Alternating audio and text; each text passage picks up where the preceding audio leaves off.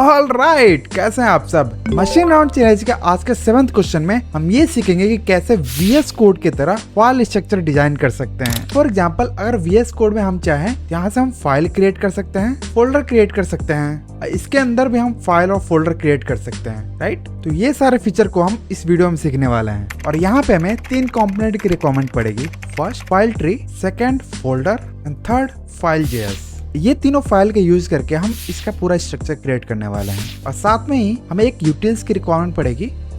इस यूटिल्स में हम सारे वो फंक्शन रखने वाले हैं जो कि हमारे कंपोनेंट में रीयूज हो सके। तो VS कोड के फाइल स्ट्रक्चर को क्रिएट करने के लिए हमें बेसिक स्ट्रक्चर की रिक्वायरमेंट पड़ेगी। अभी के लिए हमने एक डिफॉल्ट डेटा ले लिया जिसमें हमारे पास ID, type folder, name SRC। और अगर ये टाइप फोल्डर है तो ऑब्वियसली उसमें चिल्ड्रंस भी रहेंगे। चिल्ड्रन का मतलब ये हुआ कि इस फोल्डर के अंदर ये सारे फाइल्स हैं, या फिर हम इसके अंदर और भी फोल्डर बना सकते। इस तरीके से हम अपने फाइल को स्ट्रक्चर रखने वाले हैं। तो स्ट्रक्चर नाम के एक स्टेट क्रिएट कर लेते हैं और यूज स्टेट में इसको रख लेते हैं। अब इस स्ट्रक्चर को यूज करने के लिए इस फाइल ट्री का यूज करते हैं। हम एक कंपोनेंट बना लेते हैं और इसमें हमें स्ट्रक्चर की रिक्वायरमेंट पड़ेगी और इस स्ट्रक्चर को हम अपने ऐप में यूज कर लेंगे। और इसके जो प्रॉप्स है इसमें हम स्ट्रक्चर को पास कर देंगे। अब इस फाइल ट्री के अंदर ये स्ट्रक्चर जा चुका है। अब इस फाइल ट्री के अंदर स्ट्रक्चर पे हम मैप लगाएंगे।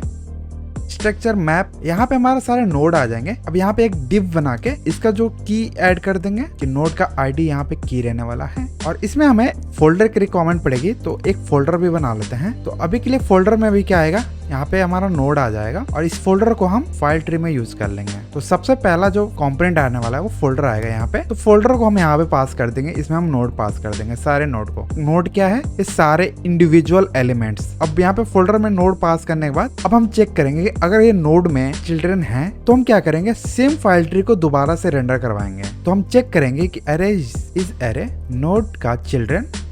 इसके लिए हम क्या करेंगे, सेम फाइल ट्री को रिकर्सिवली कॉल करा देंगे। इसमें हमें स्ट्रक्चर चाहिए, राइट। तो नोड का चिल्ड्रन दोबारा से इसमें चला जाएगा जो कि सेम टाइप का रहने वाला है। अब यहाँ पे जो फाइल ट्री के रन करने के बाद ये सारे फोल्डर शो हो रहा है क्योंकि अभी तक हमने फोल्डर में कुछ नहीं किया है। तो अगर हम यहाँ पे नोड डॉट नेम करते हैं तो सारे नोड के नेम मिल जाएगा। SRC, index, component, header, footer, Redmi, ये सारे के सारे एक जैसे दिखेगा अभी के लिए। तो अभी हम देख सकते हैं कि सेंटर में आ रहा है। इसका हम स्टाइल कर देते हैं। अभी के लिए जो इसका CSS है इसमें जाते हैं, सारे डिफॉल्ट CSS को हटा के इसके लिए हम कर देते हैं पैडिंग। अभी के लिए देते हैं 10 पिक्सल के लिए, 10 नहीं 20 दे देते हैं। तो अभी ये फर्स्ट साइड में आ जाएगा। उसके बाद अब आते हैं अपने फोल्डर फाइल में। फोल्डर में हमें क्या क्या चाहिए। अब यहाँ पे हमें पता है कि जो फाइल ट्री है ये एक ट्री के फॉर्मेट में दिखना चाहिए। अभी ये दिख नहीं रहा है। इतने बार यहाँ पे हम मैप चला रहे हैं उतने बार ये लेफ्ट साइड की तरफ जाना चाहिए। एक स्टाइल डाल देते हैं अभी के लिए कि अगर मैं इसको दिखाऊं, मार्जिन लेफ्ट से 20 पिक्सल का देता हूँ। देख सकते हो कि एक ट्री के फॉर्मेट में आ गया कि यहाँ पे SRC का चिल्ड्रन है वो इंडेक्स फाइल है और कंपोनेंट का जो चिल्ड्रन है वो हेडर्स और फुटर है। तो इस तरीके से हम इसके स्टाइल में चेंज कर देंगे। तो अभी हम क्लास से करने वाले हैं, ना कि स्टाइल से। तो यहाँ पे एक क्लास दे देते हैं फोल्डर के नाम से। यहाँ पे हम फोल्डर के स्टाइल में दे देते हैं मार्जिन लेफ्ट 20 पिक्सल का, ठीक है। तो अभी हमारा सेम स्टाइल यहाँ पे प्रॉपर दिखने लग गया। अब नेक्स्ट स्टेप पे आते हैं कि इसमें पता करना कि ये फोल्डर है, ये फाइल है। उसके लिए ऑलरेडी हमने यहाँ पे एक टाइप पास कर रखा है, राइट। इसके बेसिस पे हम 2 आइकन का यूज कर सकते हैं। तो यहाँ पे हम देखेंगे कि नोड का टाइप क्या है। नोड डॉट टाइप अगर फोल्डर है तो हम फोल्डर वाला आइकन को कॉपी करके यहाँ पे पेस्ट कर देंगे। अगर ये फोल्डर नहीं है तो मतलब ये फाइल हुआ, तो फाइल का हम यहाँ पे आइकन पेस्ट कर देंगे। तो इस तरीके से फोल्डर और फाइल ये दोनों का ही कंपोनेंट यहाँ पे प्रॉपर दिखने लग जाएगा, ठीक है। यहाँ तक समझ में आ गया।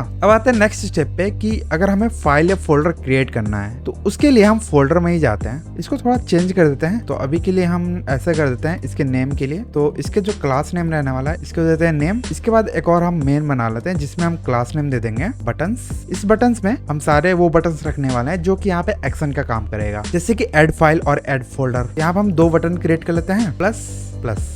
यहाँ पे जो प्लस फाइल है यहाँ से फाइल क्रिएट करेगा, यहाँ से प्लस फोल्डर है यहाँ से फोल्डर क्रिएट करेगा। तो कुछ ऐसा दिखने लग गया। इसके लेफ्ट साइड में ये दोनों बटन आ गए। अब यहाँ से ये दोनों बटन क्रिएट होने के बाद इसको थोड़ा स्टाइल कर देंगे। तो इस सेक्शन में हम कर देते हैं डिस्प्ले फ्लेक्स और इसके CSS में हम एक क्लास क्रिएट कर लेते हैं डी फ्लेक्स के नाम से और इसका जो डिस्प्ले है हम फ्लेक्स कर देते हैं। तो इसके लेफ्ट राइट में आ जाएगा क्योंकि हमें पता है कि ये जो फाइल और फोल्डर है ये हम फाइल के टाइप पे हम नहीं क्रिएट कर सकते, राइट। तो यहाँ पे हम चेक करेंगे सेम यही चीज कि अगर ये जो नोट का टाइप हुआ वो फोल्डर हुआ तभी ये जाके ये वाला दोनों बटन यहाँ पे शो हो गए। यहाँ पे फ्रेगमेंट यूज करके इन दोनों बटन को रेंडर करवा देते हैं और इसको हम बटन के अंदर ही रख लेते हैं अभी के लिए। तो यहाँ पे हमारे 2 बटन आ गए और index.js यहाँ पे एक फाइल है, तो यहाँ पे हमें जरूरत नहीं पड़ेगा। अब यहाँ पे पता है कि फाइल और फोल्डर तो क्रिएट कर सकते हैं, साथ में हम डिलीट भी कर सकते हैं, राइट। तो हम डिलीट का भी बटन क्रिएट, अभी के लिए मैंने सिर्फ x डाल दिया, तो यहाँ पे जैसे x मतलब कि ये डिलीट का ऑप्शन आएगा और इसका हम क्लास नेम दे देते हैं डिलीट, कलर है वो रेड कर देते हैं जिससे कि ये पता चले कि ये डिलीट बटन है। अभी हम देख सकते हैं काफी मैसी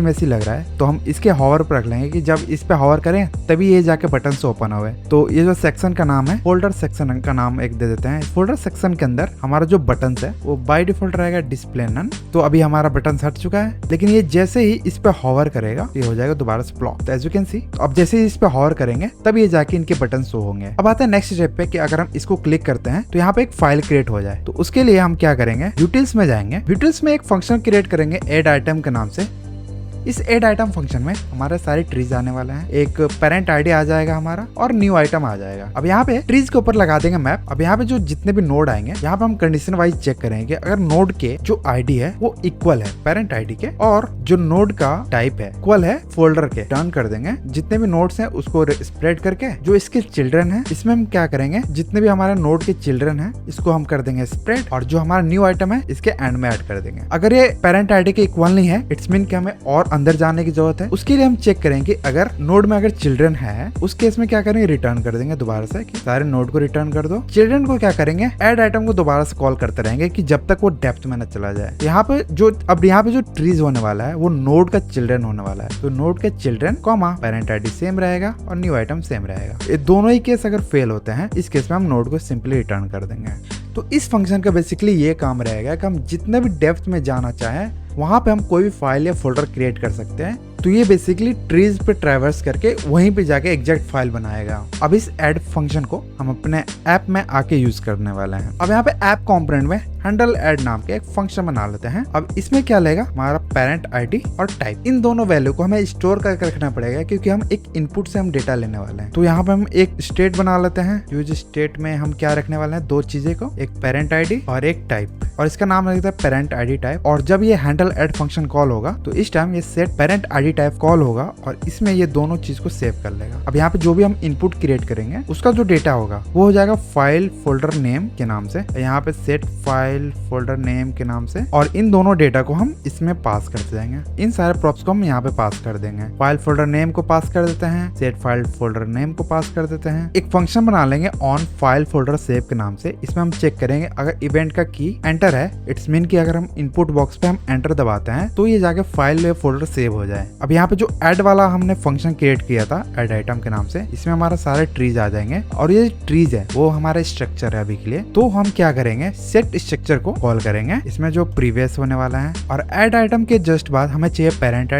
आईडी टाइप में हमें पेरेंट आईडी मिल जाएगा। तो जो हमारा न्यू आइटम रहने वाला है वो एक ऑब्जेक्ट क्रिएट कर लेंगे, एक आईडी रहेगा। आईडी में क्या कर लेते हैं, डेट क्रिएट करके इसका जो गेट टाइम है इस वैल्यू को ले लेते हैं, और जो इसका नेम रहने वाला है event dot target dot value से इसका जो नेम है वो निकाल देंगे। उसके बाद हमें चाहिए कि जो इसका टाइप है, तो जो इसका टाइप रहने वाला है वो भी यहीं से निकल के आएगा पेरेंट आईडी टाइप से जो यहाँ पे टाइप निकल के आ जाएगा। और यहाँ पे हम चेक करेंगे अगर ये पेरेंट का टाइप इक्वल टू फोल्डर है तो हम डायनेमिकली यहाँ पे एक और फील्ड क्रिएट कर लेंगे जो कि होगा चिल्ड्रन का। ठीक है, चिल्ड्रन को हम कर देते हैं ब्लैंक अभी के लिए। ये आइटम में ये सारा डेटा एंटर करने के बाद सिंपली इस न्यू आइटम को अपने ऐड आइटम में डाल देंगे। तो ये रिकर्सिवली एक नया स्ट्रक्चर क्रिएट करेगा और इस सेट स्ट्रक्चर में सेव कर देगा। तो अभी हम इसको कंट्रोल बनाना चाहते हैं तो इसको फाइल फोल्डर नेम में तो हम नेम को यही पास कर देते हैं, इवेंट के टारगेट से नहीं लेते हैं। और जो सेट फाइल फोल्डर नेम है इसको हम कर देते हैं रिसेट। तो इसको रिसेट कर देंगे जैसे कि ब्लैंक हो जाए क्लिक करते ही, और इस फंक्शन को भी हम इसके अंदर पास कर देंगे। तो अभी हमारे पास ये 3 एक्स्ट्रा प्रॉप्स जा रहे हैं। तब इस फाइल ट्री के अंदर आएंगे, इन सारे प्रॉप्स को हम यहाँ पे यूज कर लेंगे और इसको कॉपी करके दोबारा से हम फोल्डर में दोबारा से पास कर देंगे। तो सिंस हमें एक और तरीका पता है कि अगर हमें मल्टीपल प्रॉप्स पास करना है तो सिंपली सेम नाम से हम यहाँ पे पास कर सकते हैं। ऐसे ही फाइल ट्री में भी कर देते हैं। तो इसमें भी हमें क्या चाहिए, ये तीनों प्रॉप्स। अब अपने फोल्डर में आएंगे, तीनों प्रॉप्स को यहाँ पे यूज कर लेंगे। अब अपने फोल्डर में आके इन तीनों का यूज करने वाले हैं। यहाँ पे हम एक इनपुट बना लेंगे जो कि दिखेगा जस्ट इसके बाद ही। अब यहाँ पे जो इनपुट बॉक्स है वो इसके सेम फोल्डर में दिख रहा है, राइट। अब यहाँ पे ये इनपुट कब दिखना चाहिए, जब मैं इस बटन को क्लिक करूँ, और ये बटन ओपन कब होगा, जब इसका जो पेरेंट आईडी है वो इसके इक्वल हो। तो अभी हम हैंडल ऐड को हमने पास करना भूल गए, तो हैंडल ऐड को भी पास कर देते हैं। हैंडल ऐड यहाँ पे भी हैंडल ऐड, फिर से यहाँ पे भी हैंडल ऐड और वापस से रिकर्सिव में भी हैंडल ऐड। फोल्डर के अंदर अब आते हैं और हैंडल ऐड को यूज कर लेते हैं। अब यहाँ पे हैंडल ऐड, इन दोनों ऐड बटन पे क्लिक कर लेंगे। क्या क्या चाहिए, दो चीज चाहिए, एक तो पेरेंट आईडी, तो पेरेंट आईडी यहाँ पे क्या है, node.id, और दूसरा क्या चाहिए, टाइप। तो ये पहला वाला जो टाइप है वो एक फाइल है, और जो दूसरा केस में अब सेम ऑन क्लिक फंक्शन को हम यहाँ पे भी यूज कर लेंगे। ये फोल्डर के लिए हो गया और ये इसको लिए हो गया। नोड का जो आईडी है वो इक्वल है किसके, जो अभी हमने जिस पे क्लिक किया है, तो वो कहाँ से आ रहा है, अब वो डेटा हमें मिल रहा है यहाँ से पेरेंट आईडी टाइप से, जो कि हमने इसको भी पास नहीं करेगा तो इसको भी पास करना पड़ेगा। फाइल ट्री में आते हैं, यहाँ पे भी यूज कर लेते हैं। अब आते हैं फोल्डर के अंदर, इसका जो पेरेंट आईडी है ये दोनों इक्वल है, तब ये जाके ये इनपुट बॉक्स दिखाए। अब जैसे ही इस ऑन क्लिक बटन पे क्लिक करूंगा ये फाइल और फोल्डर पे, तो यहाँ पे एक इनपुट बॉक्स दिखा देगा। तो इस कॉम्पोनेंट में आते हैं सबसे पहले, तो एज यू कैन सी यहाँ पे दिखने लग गया। अगर हम यहाँ पे क्लिक करेंगे तो इसके इनपुट में दिखने लगेगा। सबसे पहले हम कुछ फंक्शन लिखने वाला है कि फाइल नेम सेट होने के लिए ऑन चेंज होना चाहिए। इस पे हम कर देंगे सेट फाइल नेम हो जाएगा e.target वैल्यू से। इसका जो वैल्यू है वो हो जाएगा हमारा फाइल फोल्डर नेम। ऑन की डाउन होगा वो होगा ऑन फाइल फोल्डर सेव, जहाँ पे हम चेक करेंगे अगर की डाउन एंटर है तब जाके ये फाइल को सेव करें। तो अभी हम अगर इस कॉम्पोनेंट में आते हैं और यहाँ पे क्लिक करके यहाँ पे कुछ नेम डाल देते हैं .js के नाम से, तो एंटर करते हैं तो यहाँ पे एक फाइल क्रिएट हो गया, राइट। लेकिन अगर हम यहाँ पे एक फोल्डर क्रिएट कर लेते हैं तो यहाँ पे एक फोल्डर क्रिएट हो गया, जिसके ऊपर अभी यहाँ पे देख सकते हो कि यहाँ पे 3 ऑप्शन आ रहे हैं। तो हम इसके अंदर भी फाइल बना सकते हैं और अंदर बना सकते हैं फाइल 2 जेएस के नाम से, ठीक है। फोल्डर इनसाइड के नाम से एक और फंक्शन बना लेते हैं, इसके अंदर और फोल्डर बना सकते हैं। ये जितना नेस्टेड चाहें उतना हम नेस्टेड बना सकते हैं, यहाँ पे देख सकते हो। तो हम इस तरीके से VS कोड के जैसे फाइल को स्ट्रक्चर कर सकते हैं। अब अगर हम इन्हें डिलीट करना चाहते हैं तो उसके लिए हम क्या करेंगे, एक डिलीट नाम का फंक्शन क्रिएट कर लेंगे। फंक्शन डिलीट नोड, इसमें क्या लेगा, ट्रीज लेगा और जो हमारा नोड का आईडी है वो लेगा। और जो ट्रीज है इसके ऊपर हम मैप लगा सकते हैं। चेक करेंगे अगर इफ नोड डॉट चिल्ड्रन अगर है तो इसमें क्या करेंगे, सिंपली रिटर्न कर देंगे। क्या करेंगे, रिटर्न में नोड को हम स्प्रेड करके इसका जो चिल्ड्रन है इसमें हम सेम लॉजिक लिखने वाला है कि जो डिलीट नोड का फंक्शन है वो दोबारा से कॉल हो जाए, इस केस में लेकिन नोड का चिल्ड्रन कॉल हो जाए, और जो इसका सेकंड पैरामीटर नोड आईडी दोबारा से इसी के अंदर जाए। अगर ये ट्रू नहीं होता है तो हम क्या करेंगे, रिटर्न कर देंगे नोड को। नहीं तो हमें फिल्टर करना पड़ेगा, जो ऑलरेडी यहाँ पे नोड आ रहा है उसका नोड से हम कंपेयर करेंगे कि ऑलरेडी ये जो नोड यहाँ पे है ही नहीं तो इस नोड आईडी के इक्वल ना हो, ठीक है। अब इस डिलीट नोड फंक्शन को यूज करने के लिए हम आते हैं अपने ऐप में और यहाँ पे हम ऑन डिलीट नाम का एक फंक्शन बना लेते हैं, कॉन्स्ट ऑन डिलीट। इसमें हमारा सिर्फ क्या लगा, नोड आईडी, और इसको हम कर देंगे कॉल। इसमें क्या होगा, सेट स्ट्रक्चर को कॉल कर लेंगे। सेकेंड में जो पुराना वाला स्ट्रक्चर है उसको हम पास कर देंगे अपने डिलीट नोड के अंदर। डिलीट नोड को इंपोर्ट करके प्रीवियस को पास करके इसमें हमें नोड आईडी को रिटर्न कर देंगे।